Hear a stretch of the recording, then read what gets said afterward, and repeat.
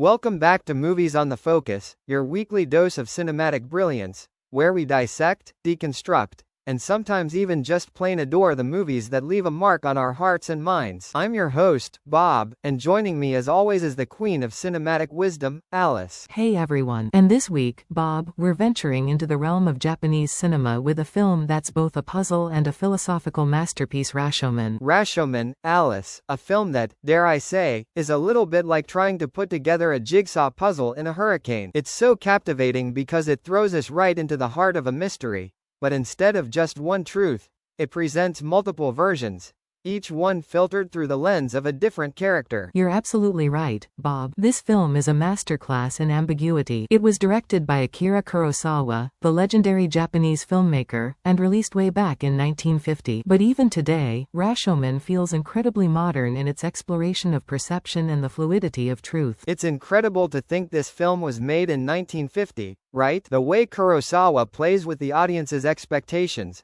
the use of flashbacks, the focus on subjective realities, it's mind-blowing. I remember the first time I saw it, I was left completely speechless. I couldn't decide who to believe, what had actually happened, or even if there was a definitive truth. It's a film that makes you think, Bob. It doesn't just entertain, it provokes. And it's not just the plot that makes it so compelling. It's the incredible performances, especially from Toshiro Mifune, the samurai, and Michiko Kyo, his wife. They each bring their own unique emotional weight to the story. Speaking of those performances, I think the scene at Rashomon itself, the gatehouse where everyone is seeking shelter from the rain, is absolutely brilliant. It's a perfect microcosm of the entire film, with everyone huddled together, telling their versions of the story, but each of them trying to paint themselves in a more favorable light. Absolutely. That scene is so visually striking, and it's a perfect showcase of Kurosawa's mastery of storytelling. And remember, the film was a huge success internationally, even winning an Oscar for Best Foreign Language Film in 1952. Wow, Alice, it's amazing to see a film like Rashomon get such recognition back then,